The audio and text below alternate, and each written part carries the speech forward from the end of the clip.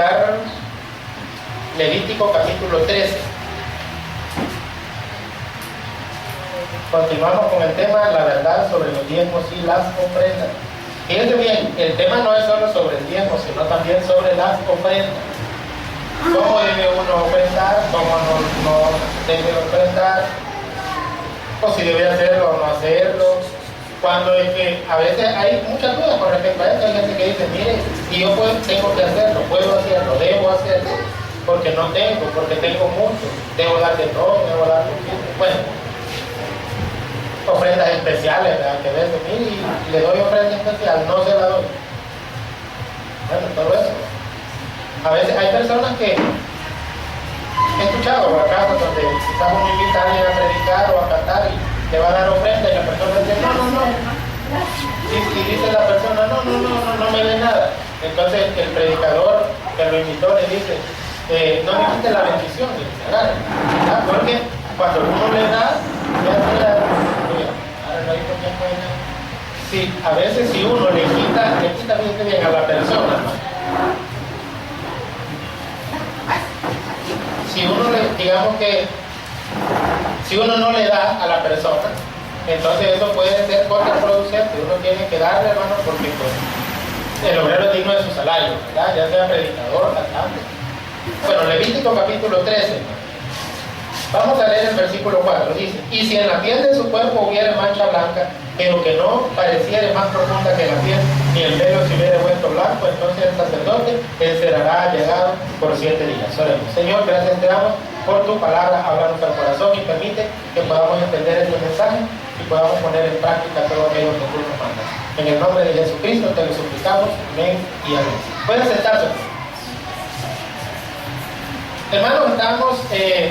la idea mía en este mensaje es no predicar lo mismo que normalmente se predica con respecto a los diezmos y ofrendas, ¿verdad? Solo agarrar aquel famoso texto de Malaquías y ahí ya una predicación así cortita y superficial y azul. No. Mi idea es que usted tenga todos los argumentos necesarios en su cabeza para que usted arme con todas las piezas del rompecabezas, con todos los versículos, su propia versión. ¿Pero a qué me refiero con su propia versión? De su propio caso, porque cada caso es diferente. No podemos obligar a toda la gente a que ofrende, por ejemplo, o a que diezme, ¿verdad? Porque cada uno tiene situaciones diferentes. Hay gente que no tiene trabajo. Hay, como dice la Biblia, viudas pobres. Amén. Que tienen... Amén. y ancianas, dice la Biblia. Amén. No hay... Entonces dice la Biblia, ¿verdad? Pone ahí los casos, ¿verdad? Cuando es una viuda joven, cuando es una viuda anciana. Y hay casos donde hasta la misma iglesia debe ayudar a la persona. ¿Ya cómo le vamos a estar exigiendo y la persona no? La misma Biblia dice, ayúdenle porque no tiene, pues ¿de dónde? Y entonces, la idea es esa, darle todos los argumentos para que usted solito, si va a ofrendar o diezmar, usted va a saber por qué razón lo va a hacer, por qué no lo va a hacer. Entonces tiene que ser un estudio bien extenso y profundo. Esa es mi idea. Entonces yo le he dado, hermano, primero unas ideas, unas doctrinas bíblicas con respecto a que no en todos los periodos de tiempo Dios actuaba igual, no siempre puso los mismos mandamientos, ¿verdad? Por ejemplo, nosotros ya estamos bajo la gracia, ya no estamos bajo la ley. Pero la pregunta sería, entonces quiere decir que todo el Antiguo Testamento, que es parte de la ley, ya no nos sirve de nada. Bueno, eso sería un error, ¿verdad? Sino que la Biblia dice que el Antiguo Testamento tiene sombras y figuras para poder entender el Nuevo Testamento. Por ejemplo, si yo veo una sombra, hermano, en la calle, yo puedo tener una idea de qué es la realidad que está produciendo la sombra. O sea, hay una luz y hay un cuerpo, algo ahí que produce dicha sombra, ¿verdad? Por ejemplo, si uno mira como 5 palitos así, ¿verdad? Y un garrote así, ¿uno qué piensa? Es una mano, ¿verdad? Porque uno dice, de los dedos, para uno es más gordo y el otro es más enano y el otro es más grande. Y verá, pues es una mano, dice uno, ¿verdad?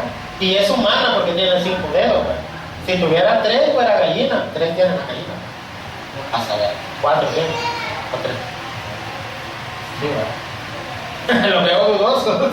La cosa es que uno puede saber por la sombra cuál es la realidad. Entonces, el Antiguo Testamento eran sombras, pero ya en el Nuevo Testamento se reflejan las realidades. Una vez viene la realidad, ya tenemos que quedarnos en la realidad y dejar atrás la sombra. Entonces, quiere decir la Biblia de que porque, por ejemplo, el diezmo aparece en Malaquías 3, 10 en adelante, y eso es parte de la ley de Moisés, hacia el pueblo de Israel, ¿ya no debemos diezmar? No, porque yo les explicaba las dispensaciones y les decía, en el tiempo de Abraham todavía no era el tiempo de la ley de Moisés. Y Abraham, la Biblia, el Nuevo Testamento, recoge las experiencias de Abraham y dice que es padre de nosotros, de los que tenemos fe. O sea, los que tenemos una fe igual que la de Abraham, nos hacemos hijos de Abraham. ¿Por qué? ¿En qué sentido? No que somos descendientes directos de él por la sangre, ¿verdad? No tenemos genética judía nosotros, ¿verdad? No tenemos una genética de Abraham, no. Pero sí venimos de él en cuanto a la fe, es decir, como un hijo imita a un padre, así nosotros debemos imitar a nuestro padre Abraham. Y él, cuando diezmó, él lo hizo porque la Biblia dice que ahora permanece en la fe, la esperanza y el amor, pero el mayor de ellos es el amor. Abraham tenía fe y tenía esperanza en Dios, eso lo da a entender todo el Antiguo Testamento. Pero también la Biblia dice que tenía amor a Dios. Por lo tanto, yo puedo pensar de que cuando él le dio su diezmo a Melquisedec, lo hizo por las tres cosas. Pero si el mayor es el amor, creo que lo hizo más por amor que por otra cosa. Pero no quita que uno no pueda diezmar también por las otras dos, por fe y esperanza, que van unidos. ¿Qué significa que yo pueda diezmar con fe y con esperanza? Ya vamos a ver un pasaje del Nuevo Testamento que dice que el que ara, o sea, el que trabaja la tierra, debe arar con esperanza. O sea, ¿para qué voy a tener yo un terreno y trabajar el terreno si no tengo esperanza que un día voy a recibir un fruto? Es lógico, ¿verdad? Si yo trabajo la tierra es para recibir un fruto, ¿o no?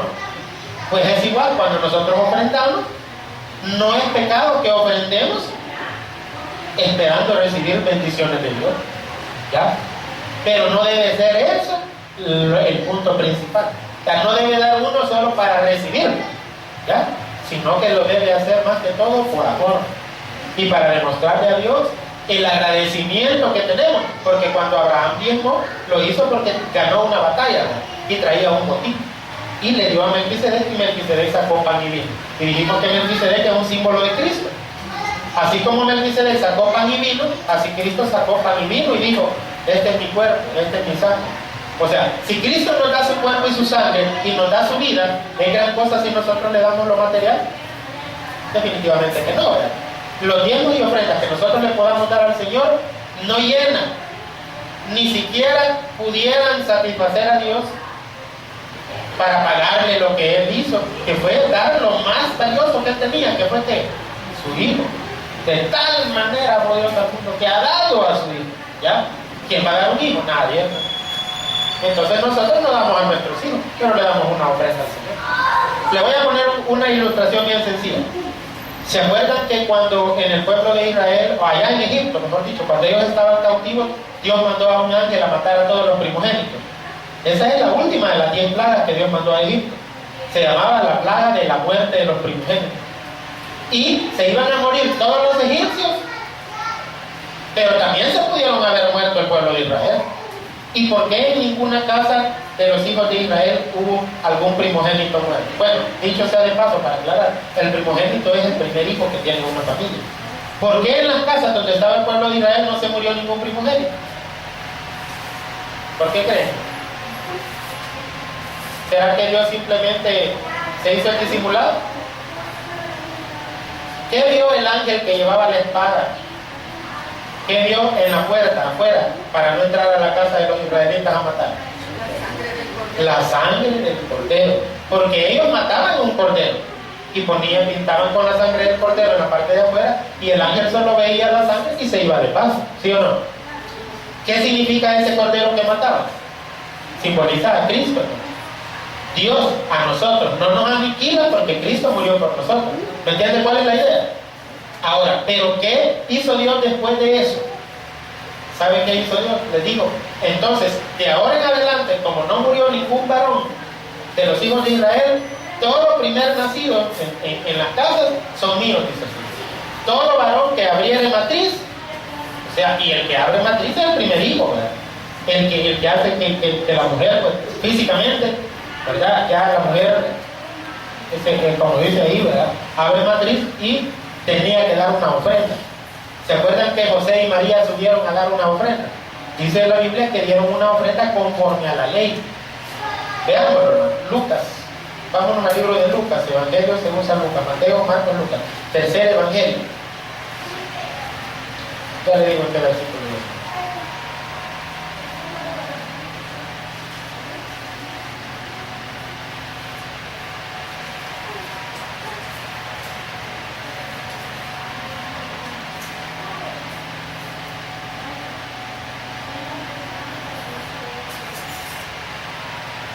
Capítulo 2, versículo 21. Lucas 2, 21. Si tienen alguna pregunta o no entienden algo, por favor, hacen la pregunta. Dice Lucas 2, 21. Cumplidos los 8 días para circuncidar al niño, le pusieron por nombre Jesús. Ya les voy a explicar qué es la circuncisión. Otro ratito. El cual le había sido puesto por el ángel antes que fuese concebido, porque fue un ángel que le dijo a María cómo la debía poner, ¿verdad? Y cuando se cumplieron los días de la purificación de ellos, ¿conforme a qué? A la ley de Moisés. O sea, ellos, tanto la mujer como el hombre, tenían que apartarse por un tiempo, ¿verdad? De purificación. La mujer porque había perdido sangre de su cuerpo, la hacía inmunda ceremonialmente, no podía entrar al templo. Tenía que estar alejada por un tiempo, purificándose de su sangre. Una vez se purificaron, ¿qué dice que hicieron? Según la ley, le trajeron a Jerusalén para presentarle al Señor. Hasta que ya se habían purificado, sabían que podían entrar al templo y trajeron al niño Jesús a presentarle. Versículo 23. Como está escrito en la ley del Señor, 2 puntos. Todo varón que abriere la matriz será llamado santo al Señor. Fíjense, por lo tanto, Jesús era el primogénito de María y de José, era el primer hijo, ¿o no? Por ser el primogénito, él abrió matriz. Y la Biblia dice que ellos tenían que traerlo al Señor. Y era llamado santo al Señor. ¿Sabe qué significa santo? Apartado para Dios. Quiere decir entonces que cuando Dios salvó a los primogénitos en Egipto y que no los mató, gracias a la sangre del Cordero, en cada casa quedaron en deuda con Dios. Le debían a Dios un hijo porque Dios no los mató. Entonces ellos quedaban ligados al Señor en un trato. Señor, gracias a que tú no mataste a nuestros hijos en cada casa, gracias a la sangre del Cordero, ahora este niño que abre matriz te lo vamos a entregar a ti para que te sirva. ¿Entiendes cuál es la idea? Entonces, si gracias al sacrificio de Jesús nosotros somos salvos, ahora nosotros nos debemos a Él. Amén, hermano. Ahora somos de Él, estamos en deuda con Dios. Esa es la idea. Que si Dios nos salva, aunque nos salve por la sangre de Jesús, quedamos endeudados con Dios. Entonces, dígame usted, si el que murió fue Jesús, ¿podríamos pagarle con todos los diezmos y ofrendas del mundo la muerte de Cristo? No, hermano. Entonces, mínimo, procuremos hacerlo, ¿no? Pero no por fuerza, no por obligación, sino por estas razones, por agradecimiento, porque uno sabe que uno se debe a Dios y uno dice, bueno, entonces le voy a dar a Él, porque me debo a Él. Entonces, y miren, y daban la ofrenda. Dice el versículo 24, y para ofrecer conforme a lo que dice la ley del Señor, un par de tórtolas o 2 palominos. ¿A dónde dice eso? En Levítico 12, del 6 al 8. Vámonos a Levítico 12. El libro en el que iniciamos. Levítico 12.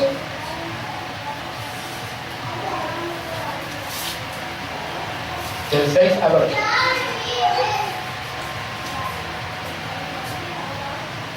Fíjense bien. Como no todos los hijos de cada casa eran de la tribu de Leví, ellos eran sacerdotes, pero los demás hijos no, porque eran de otras tribus. No podían quedarse, estos niños que eran santos para Dios no podían quedarse sirviendo en el templo, porque no eran de la tribu de Leví. ¿Qué tenían que hacer entonces? Como ellos no podían quedarse en el templo en pago por la muerte del Cordero, ¿ya? En pago por lo que Dios había hecho por ellos, entonces ellos daban una ofrenda en lugar de quedarse esos niños sirviendo. Aquí lo dice, Levítico 12:6. Cuando los días de su purificación fueren cumplidos, por hijo o por hija, traerá un cordero de 1 año para holocausto y un palomino o una tórtola para expiación a la puerta del tabernáculo de reunión al sacerdote, y él los ofrecerá delante de Jehová y hará expiación por ella y será limpia de su flujo de sangre, dando a entender que María tuvo flujo de sangre. En ese momento que tuvo al niño Jesús, dejó de ser virgen físicamente hablando. ¿Ya? Siempre era virgen en el sentido de que no había tenido relaciones con un hombre. Pero físicamente hablando, cuando hay rompimiento de himen y hay sangrado, entonces la mujer ya no es virgen. Claro, eso puede suceder incluso hasta por un accidente. Hay mujeres que trabajan en cuestiones de danza y se abren todas así, y a veces un accidente o un rompimiento de himen y físicamente ya no queda virgen, pero se puede decir que todavía es virgen en el sentido que no ha tenido relaciones con hombre. Entonces, pero acá dice que tenían que dar una ofrenda. Ahora dice, esta es la ley para la que diere a luz hijo o hija, versículo 8. Y si no tiene lo suficiente para un cordero, tomará entonces 2 tórtolas y 2 palominos, que fue lo que José y María dieron. Uno para el holocausto y otro para expiación. Y el sacerdote hará expiación por ella y será libre. Entonces, hermanos, ahí claramente se nos da a entender de que los niños eran de Dios porque Dios los había salvado, ¿verdad? Mediante la muerte del cordero. Entonces, como le debían a Dios, le daban una ofrenda, en vez de quedarse ellos sirviendo toda la vida como sacerdotes en el templo, una ofrenda. Entonces Dios espera, hermanos, que nosotros, como no podemos quedarnos aquí a vivir en la iglesia sirviendo todo el día, ¿verdad? Porque tenemos otras cosas que hacer, mínimo que le traigamos algo al Señor, porque le demos una ofrenda, porque la Biblia dice, ninguno se presentará delante de mí con la mano vacía. Ese es otro pasaje que habla de la ofrenda. Pero todo esto que estamos viendo, hermanos, yo les estaba dando, fíjense bien, una serie de leyes del Antiguo Testamento para que vea usted que la ley de Dios no solo era de que como ya estamos bajo la gracia, todas esas cosas de la ley ya no las vamos a guardar, no. Las que son, digamos, no matarás, no adulterarás, no dirás falso testimonio, eso todavía se mantiene porque en el Nuevo Testamento se repite, ¿vale? Pero hay otras cosas que sí no son plenamente obligatorias de que, ay, me tengo que circuncidar porque la Biblia dice que en el Antiguo Testamento se circuncidaba. No, yo le voy a demostrar que esa parte de la ley ya no estamos obligados a hacerla. Pero que ya no estemos obligados no quiere decir que algún beneficio para la salud nos pueda traer. Antes estaba prohibido comer carne de cerdo, hoy ya no podemos comer carne de cerdo. O sea, nos va a impedir el Señor la entrada al cielo porque comamos carne de cerdo. Eso no es así. Usted puede comer lo que quiera siempre y cuando dé gracias a Dios antes de comerse aquello. Pero por salud es bueno no comer de ese tipo de carne. Fíjense bien.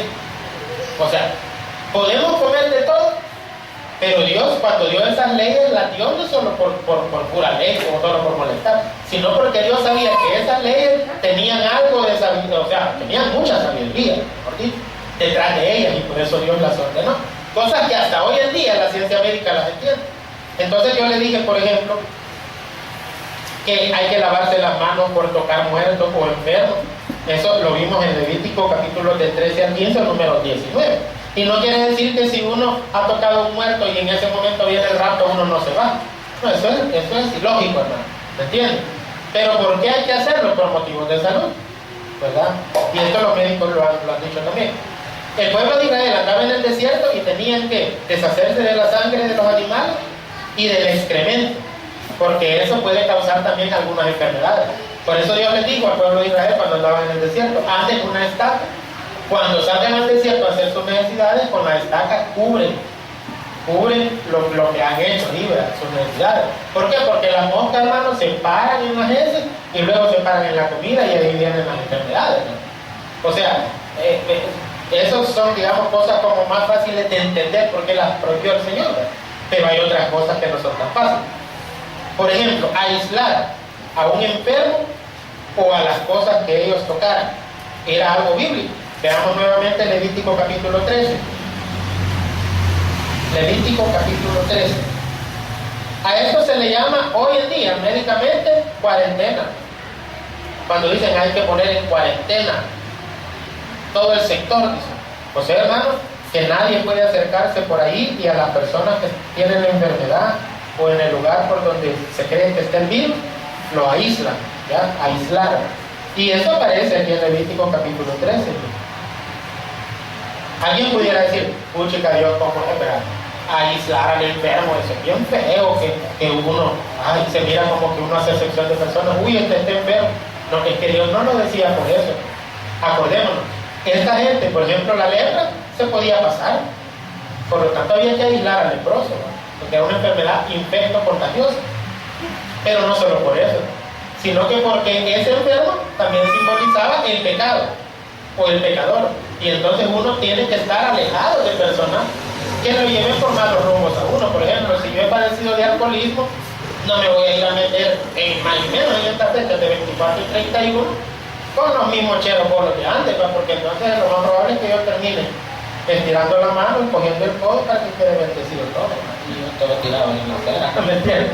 Entonces, hermano, hay que tener cuidado, hay que aislar a esos leprosos, ¿verdad? Nosotros no hay que meternos con ellos. Si usted va a hablar con la gente del mundo, hágalo, pero para ganarlos a Cristo, ¿verdad? No le estoy diciendo que usted se aísle o los aísle o que les haga mala cara, no, háblele, salúdenle, pero no se vaya con ellos, porque normalmente, en vez de que nosotros los traigamos a la iglesia, ellos nos llevan a los paseos y a las cosas, ya andan todos tomando en la playa, y usted se encuentra con otros hermanos allá en la playa, miren, allá estaba fulano tomando, y quizás usted era el único en la mesa que no estaba tomando, ¿me entiendes? Entonces guarde su testimonio también, tengan cuidado con eso.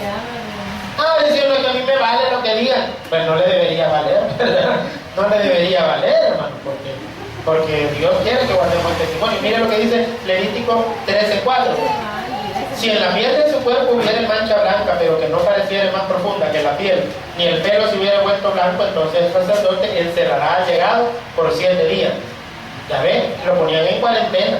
Y Dios, hoy en día, hermano, fíjense bien, no es que sea pecado eso, pero siempre tenemos que tener cuidado con una persona que tiene una enfermedad infecciosa, por lo menos guardar las medidas de seguridad. Hoy, por ejemplo, si uno va a una sala de hospital, para donde están los recién nacidos y todo eso, le ponen a uno una bata y un montón de volados para que uno no, cualquier cosa que uno lleve desde el exterior no le afecte al niño, ¿entiendes? Entonces eso, la ciencia médica ha encontrado el porqué de muchas de las leyes que se impuso en el Antiguo Testamento. No es solo, hermano, como la mayoría de la iglesia, que tal cosa es pecado porque la Biblia dice que es pecado. No, es que Dios nunca prohíbe algo solo porque, mira, es pecado. Señor, pero explícame por qué. Estoy diciendo que es pecado y no me estés preguntando nada. Dios es un Dios lógico. Dios es un Dios inteligente. Está tratando con gente inteligente y lógica. ¿Ya? Ustedes son inteligentes, son a imagen de Dios, ¿o no, hermano? Entonces Dios les da la razón. Fíjense que qué bueno es Dios, no tiene por qué estarnos dando explicaciones. Dios se lo hubiera dicho, porque eso es lo que yo quiero, punto. Pero no fue así, sino que todavía nos da razones para las cosas que hace. Dice el versículo 6, y al 7º día el sacerdote le reconocerá de nuevo. Y si pareciere haberse oscurecido la llaga y que no ha cundido en la piel, entonces el sacerdote lo declarará limpio. Era erupción, y lavará sus vestidos y será limpio. O sea, cuando era solo una erupción en el cuerpo, pero no era una llaga de lepra, de la que era contagiosa, entonces el sacerdote lo examinaba, era como el médico de aquellos días. Dios daba ciertos parámetros y decía, la enfermedad que es de la lepra contagiosa es así, así.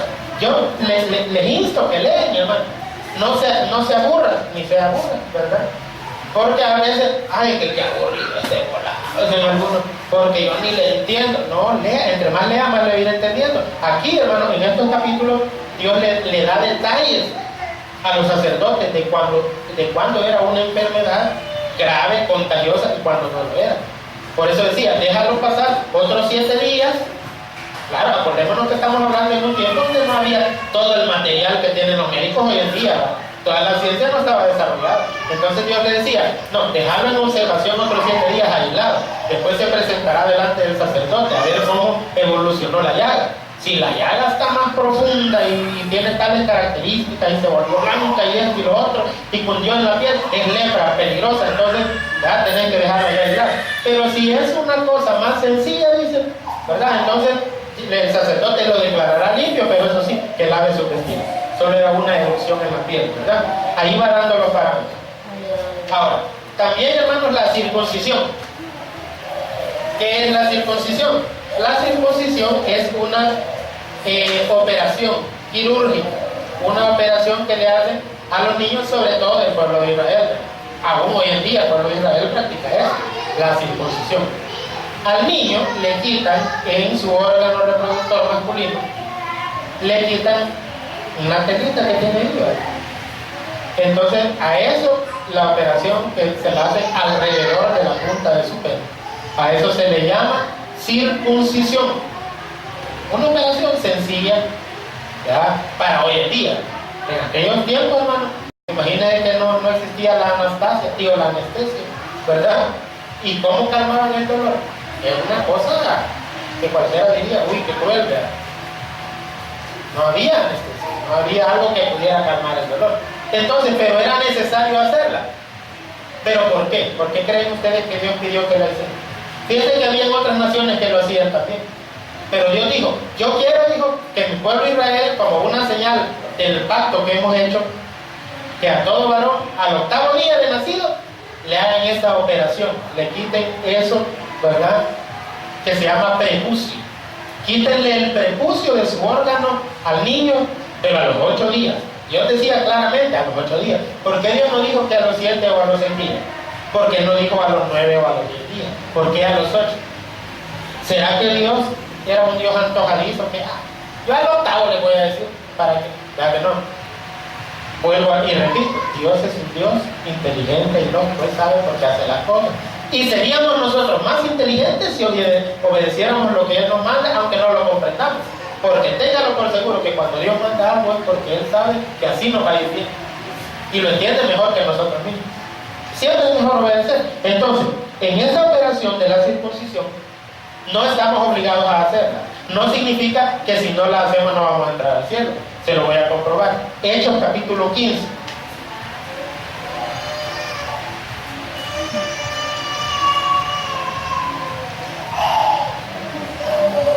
El primer concilio de Jerusalén se llama la primera reunión de todos los líderes de la iglesia cristiana, hermanos, oficialmente para tratar un asunto delicado.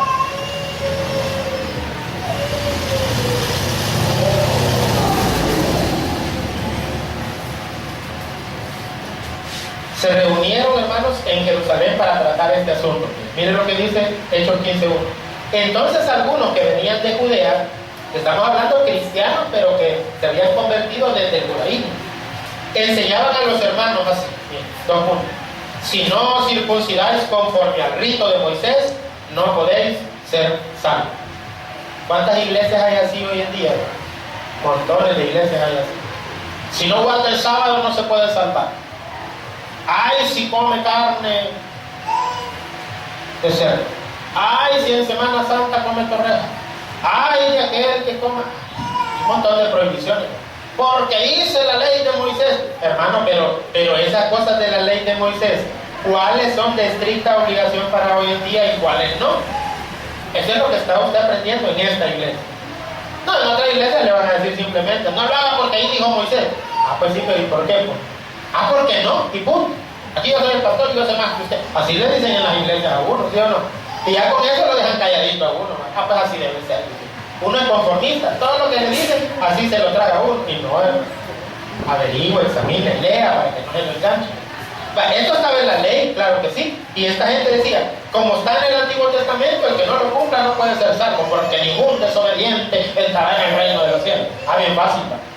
Pero miren lo que dice el versículo 2. Como Pablo y Bernabé tuviesen una discusión y contienda no pequeña con ellos. Yo me pregunto, ¿y por qué Pablo y Bernabé tuvieron que ponerse a discutir y a contender fuertemente con esa gente? ¿No les parece lógico de que si Pablo y Bernabé hubieran estado de acuerdo en que la circuncisión era necesaria para entrar al cielo, no se hubieran puesto a pelear? Si se pusieron a pelear es porque para ellos era falso eso. No era necesario circuncidar a un niño para entrar al cielo. Imagínense. Bueno, de hecho, hermano, en el Antiguo Testamento, lo que salvaba a las personas no era que los circuncidaran al 8º día. ¿Sabe por qué, hermano? Ahí mismo abajo me voy a dejar. ¿Sabe por qué? Porque fíjense que imagínense que los niños ya hubieran sido salvos desde el 8º día, desde que los circuncidaban, ¿verdad? Ya hubieran crecido ellos como judíos y no hubieran tenido necesidad de creer en Dios, porque ya eran salvos. Algo como sucede en la iglesia católica tradicional, ¿verdad? Que hay que bautizar al niño. Para que pueda entrar al cielo tiene que ser bautizado del niño. Y si no, y si ya está grandote, bueno, también hay que bautizarlo. Pero la cosa es que lo malo que hay en esa iglesia es que hay que haber cumplido todos y cada uno de esas obligaciones que le ponen hasta la última, que es la extrema unción. O sea, quiere decir que si alguien se está muriendo y el sacerdote no llegó a tiempo para darle los santos óleos, ¿verdad? Y decirle totus tuus, ¿verdad? Entonces quiere decir, hermano, que la persona no se salvó. Quiere decir en esa religión estar perseverando y haber cumplido los primeros 6 sacramentos y el último no lo cumple. Entonces ahí viene la política, ¿verdad? Miren, la política del dinero, ¿verdad? No, mire, como no se hizo el último de los sacramentos, como el cura no llegó a tiempo para darle los santos óleos, la persona no es que no va a estar al cielo, no, es tener purgatorio, ¿verdad? Entonces, pero si usted quiere, le podemos hacer unos rezos para que salga de ahí. Ay, ¿cuánto me va a costar? Le va a costar tanto. Tome, y ya. Rogar por él. Y ya el alma va saliendo del purgatorio y va entrando al cielo. Mire qué bonito. Puro negocio, va. Y, ¿sabe qué? No critico solo a la Iglesia Católica por eso. Porque la Iglesia Católica, pues, si usted estudia la historia, estúdiela. No, hombre, si en la época medieval los reformadores actuaron porque les daba asco lo que la Iglesia estaba haciendo, enriqueciéndose, querían mandar incluso sobre los gobiernos que había. Se sentía una iglesia absoluta, los sacerdotes ni conocían la Biblia, tenían varias mujeres, era una depravación total. Pero hoy en día las iglesias evangélicas están casi igual. Son sacapistas y los pastores tienen hasta 2 o 3 mujeres, ¿verdad? O tienen una hoy, otra mañana y otra pasado y nadie dice nada. Y ¿me entiendes? O sea, no debemos solo criticar a uno, sino que también hacernos un examen de conciencia a todos, ¿no? Porque eso es lo justo, ¿sí o no? Entonces, pero acá la palabra, hermano, nos está diciendo de que no es obligación la circuncisión. Mire lo que dice el versículo 3. Ellos pues, habiendo sido encaminados por la iglesia, pasaron por Fenicia y Samaria, contando la conversión de los gentiles y causaban gran gozo a todos los hermanos. Estamos en Hechos 15. Versículo 4. Y llegados a Jerusalén fueron recibidos por la iglesia de los apóstoles y los ancianos, y refirieron todas las cosas que Dios había hecho con ellos. Pero algunos de la secta de los fariseos que habían creído se levantaron diciendo: es necesario circuncidarlos y mandarles que guarden la ley de Moisés. No le digo, igualito a las iglesias de hoy, que tiene que hacer todo uno lo que dice hasta en el Antiguo Testamento, aunque eso ya no se confirma en el Nuevo, según esas iglesias. Yo aquí les estoy aclarando las que sí se repiten y las que no, las que sí estamos obligados y las que no estamos obligados. Viene el versículo 6 y dice: se reunieron los apóstoles y los ancianos para conocer de este asunto, y después de mucha discusión, Pedro se levantó y les dijo: varones hermanos, vosotros sabéis cómo ya hace algún tiempo que Dios escogió que los gentiles creyesen por mi boca de la palabra del evangelio y creyesen. Esto fue cuando en Hechos 10 él llegó a la casa de Cornelio, y ahí había mucha gente, y ahí les predicó a los gentiles Pedro. Versículo 8. Y Dios, que conoce los corazones, les dio testimonio dándoles el Espíritu Santo, lo mismo que a nosotros, y ninguna diferencia hizo entre nosotros y ellos, purificando por la fe sus corazones. Ahora pues, ¿por qué tentáis a Dios poniendo sobre la cerviz? Porque la cerviz es esto, el cuello de los discípulos, un yugo que ni a nuestros padres ni nosotros hemos podido llevar. O sea, hermano, poner un yugo, el yugo es de aquel que le ponen a los bueyes. Ponen 2 bueyes y les ponen un volado de madera aquí en el cuello. Igual hacen las iglesias hoy en día. Le ponen a la gente unas cargas pesadas y ellos no hacen nada. Le dicen: usted tiene que venir a hacer limpieza, y uno no hace nada. Usted tiene que ir a ganar almas y ellos no van. Usted tiene que diezmar y ellos no diezman. Usted tiene y ellos no lo hacen. ¿Me entienden? Eso es querer exigir a otro algo que uno no hace. Y entonces viene y dice el versículo 11: antes creemos que por circuncidarnos y por la gracia del Señor Jesús seremos salvos de igual modo que ellos. Amén, hermanos. ¿Para que no? ¿Qué dice el 11? Por la gracia del Señor Jesucristo seremos salvos. ¿Y qué es la gracia, hermano? Gracia es cuando Dios nos da algo que no merecemos. ¿Y qué es lo que no merecemos? La salvación no la merecemos, pero vea que Dios nos da la salvación, lo da por gracia. Por gracia sois salvos por medio de la fe, y esto no de vosotros, pues es un don de Dios, no por obras, para que nadie se gloríe. Efesios 2, del 8 al 9. Ni siquiera por portarse bien va a entrar al cielo. Uno va a entrar al cielo solo por la fe en Cristo Jesús. ¿Y qué es la misericordia? Es cuando Dios no nos da lo que sí merecemos. ¿Qué es lo que sí merecemos? El infierno. Pero Dios no nos da el infierno por pura misericordia.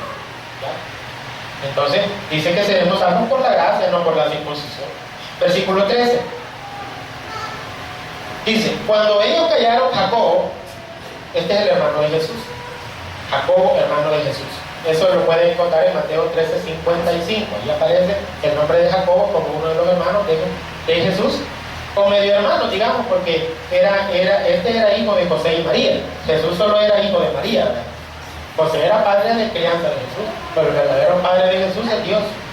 Y dice, respondió diciendo, varones hermanos, oídme. Simón ha contado cómo Dios visitó por primera vez a los gentiles para tomar de ellos pueblo para su nombre. Y con esto concuerdan las palabras de los profetas, como está escrito. Después de esto volveré y reedificaré el tabernáculo de David que está caído, y repararé sus ruinas y lo volveré a levantar, para que el resto de los hombres busque al Señor y todos los gentiles sobre los cuales es invocado mi nombre, dice el Señor, que hace conocer todo esto desde tiempos antiguos. Por lo cual, y eso es importante, yo juzgo que no se inquiete a los gentiles que se convierten a Dios. Gentil es aquel que no es judío. La circuncisión era para los judíos y nosotros ni siquiera somos judíos. Por lo tanto, no estamos obligados a circuncidarnos. Dice el 20, sino que se les escriba que se aparten de las contaminaciones de los ídolos, de fornicación, de ahogado y de sangre. Bueno, pregunto yo, ¿por qué Dios aquí no menciona la circuncisión? Porque la circuncisión, hermano, no es necesaria para entrar al cielo. Pero sí menciona otras cosas, pero tampoco son para entrar al cielo, que quede claro. Pero si Dios quiere que nos apartemos de algo, es de estas cosas, con contaminaciones de ídolos. Ahora, ¿será que nosotros, hermanos, no tenemos ídolos? Bien, la Iglesia Católica nosotros los criticamos porque tienen imágenes, ¿verdad? Y son ídolos. Pero nosotros también a veces tenemos ídolos, ¿verdad? Ay, decimos, ese cantante es mi ídolo. Uy, bien, ¿qué es eso, hermano? Ay, mira que, ay, a mí, esa mujer es mi ídola. Mi ídola, ni existe la palabra. ¿Ah? Y andamos idolatrando a veces gente del mundo porque canta bonito, porque es peligroso eso, porque es idolatría. Y hay que guardarse de fornicación. ¿Y por qué fornicación? Porque la fornicación es un pecado del cuerpo. Y nosotros, nuestro cuerpo es templo y morada del Espíritu Santo. No tenemos que andar revolcándonos y acostándonos con cualquier persona, con nadie, pues, si no estamos casados. La única persona con quien podemos tener relaciones sexuales y Dios no se va a molestar es con la esposa o esposo. Ni siquiera dije pareja, porque muchos tienen pareja, están rejuntados, ¿verdad? Se han juntado nada más, pero no se han casado. Y eso es pecado, se llama fornicación. Y hermano, cuando uno está casado y le pone los cuernos a la pareja, se llama adulterio, y también es pecado, ¿ya? Pero acá está diciendo guárdese de fornicación, pero también se refiere a fornicación espiritual. No andar adorando otras cosas que no sea Dios. Y uno a veces lo hace cuando no viene a la iglesia por otra cosa, ¿ya? Cuando uno no viene a la iglesia porque su adoración es otra cosa, hermano, que ya sea trabajo o cualquier otra cosa. Y me refiero cuando uno definitivamente deja de venir. No que de vez en cuando usted no viene, ¿verdad?, por alguna cosa, no. Que definitivamente aquellas personas, por ejemplo, que trabajan de lunes a domingo, desde que amanece hasta que anochece, no tienen ni un tan solo día para congregar. Esa es idolatría, ¿verdad? Es pecado, es pecado. Y que no me vengan con el cuento que ¿cómo voy a mantener a mi familia? Es ilógico. Y la fe, pues, ¿dónde está su Dios proveedor? No, que Jehová diré. Es decir, si estamos confiando en la riqueza, entonces no hemos creído en Dios. Fácil. De ahogado y de sangre, ¿qué significa? Que los animales, cuando los mataban, les estaban diciendo aquí a una iglesia gentil, ¿verdad?, a los gentiles, que no mataran a los animales por ahogamiento, o sea, así, ¿verdad?, agarrarles el pescuezo a la gallina y, ¿ya? No, sino que miren, cortarla, ¿verdad? ¿Por qué? Porque cuando es por ahogamiento, la sangre queda todavía en algunas piezas del pollo, de la gallina, y entonces corrían el peligro de comer comida contaminada, que tuviera sangre de animal. Y Dios prohibía en el Antiguo Testamento comer alimentos con sangre. ¿Pero por qué cree usted? Porque esa sangre simbolizaba la sangre de Jesús. Y entonces, como el alma de los animales era su sangre, nosotros tenemos un alma, hermano, que al morir nosotros el alma sale, pero el alma de los animales era la sangre. Y era un tipo, una representación de nuestras almas. Por lo tanto, las almas de esos animales, en vez de que fueran, fíjense bien, si no ocupaban la sangre para los sacrificios, entonces debía ser derramada en tierra. ¿Ya? No tenían que comer sangre con ningún alimento. Pero fíjense bien, hoy en día nosotros, ¿por qué le decía a esta iglesia que no comieran alimentos con sangre? Porque entonces le hubieran servido de tropiezo a los judíos que habían creído. Aquí dice de unos fariseos que habían creído, ¿verdad? Y algunas personas que venían del judaísmo, se sentían ofendidos. ¿Y qué leímos la semana anterior? ¿Qué estudiamos la semana pasada? Que algo, aunque no sea pecado, pero si le sirve de tropiezo a nosotros, mejor no hacerlo. Pero no es que sea pecado hoy en día comer algo con sangre, ¿verdad? No es pecado, pero por salud es mejor no hacerlo. ¿Ya? Ahora, ya para ir aterrizando, todavía tenemos unos minutitos. Dice acá, miren, eso ya lo vimos. Ahora, ¿por qué entonces, hermanos, la circuncisión? Bienvenida para acá. ¿Por qué entonces la circuncisión, si hoy en día, físicamente o médicamente, se ha descubierto que tiene beneficios? O sea que entonces Dios no solo decía circunciden a los niños solo para que sirviera como una señal externa o un pacto. La circuncisión tiene cierta lógica, porque las esposas de hombres que se han circuncidado tienen menos riesgo de padecer cáncer de cuello uterino por la ausencia del prepucio del varón. Interesante el dato, ¿no? Porque se reduce la posibilidad de que el hombre contraiga y transmita el virus del papiloma humano. Entonces, si el hombre está circuncidado, puede ser una protección para evitar que un día el hombre pueda transmitir esa enfermedad al cuello uterino de la mujer. ¿Cómo la ven? Interesante. O sea que Dios no prohibió la circuncisión solo por molestarla. Hay una razón hasta médica, mire qué interesante, pues. Ahora, ¿sabe usted por qué Dios? Ahora, si usted quiere saber más qué es el virus del papiloma humano y todo eso, búsquelo en internet, ponga así, virus del papiloma humano. Ahí le va a salir. Pero yo encontré ese dato, pues. Las esposas de hombres circuncidados tienen menos riesgo de padecer cáncer de cuello uterino, porque la ausencia del prepucio reduce la posibilidad de que el hombre posea y transmita el virus del papiloma humano. Otro detalle. ¿Por qué al octavo día? ¿Por qué no al séptimo? ¿Por qué no al sexto? ¿Por qué no al noveno? ¿Por qué no al décimo? Porque la ciencia médica ha descubierto que el octavo día es la edad indicada donde los índices de coagulación sanguínea del bebé están en sus niveles óptimos para hacer esa operación. Si se hace antes es peligroso. Por eso Dios decía, háganlo al octavo día. Veamos Génesis 17:12. Ahí dice que la circuncisión debía ser hecha al octavo día. Génesis 17:12.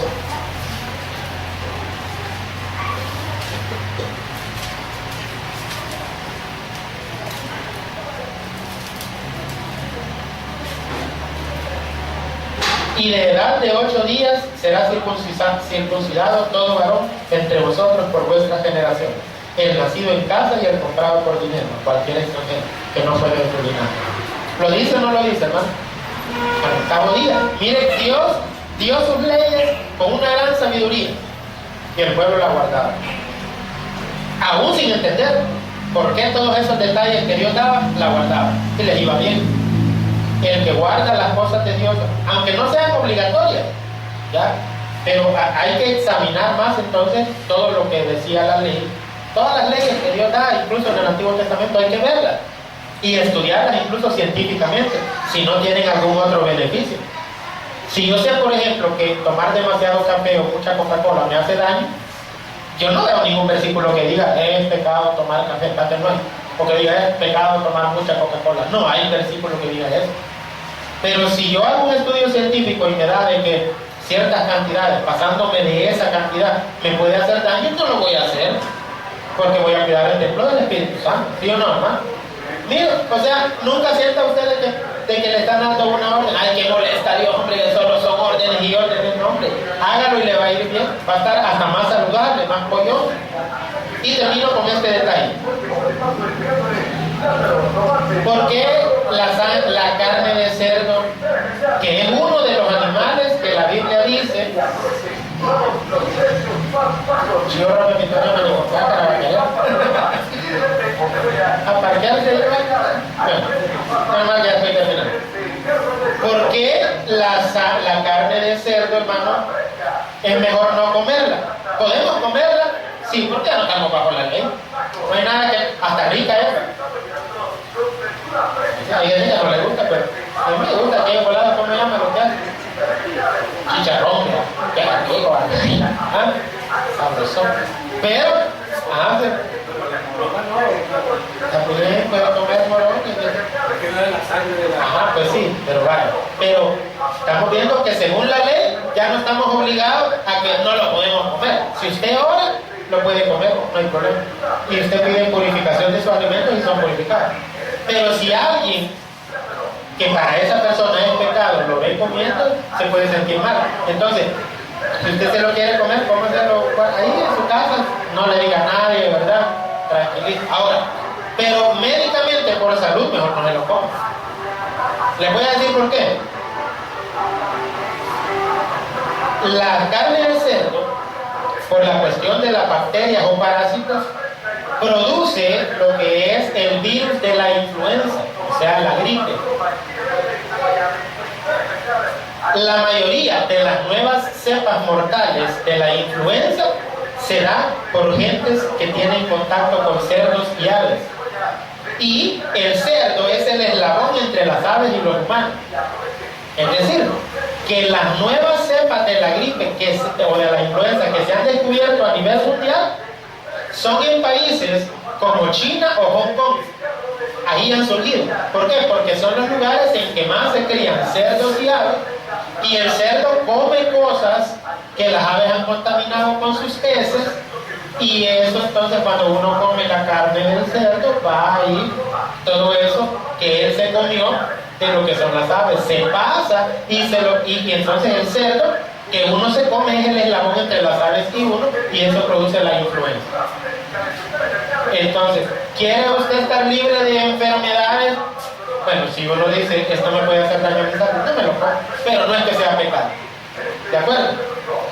Y hermano, me dirá usted, ¿y eso qué tiene que ver con los diezmos y ofrendas? Pues que de qué días está con esa cuestión. Ya va a llegar, calma.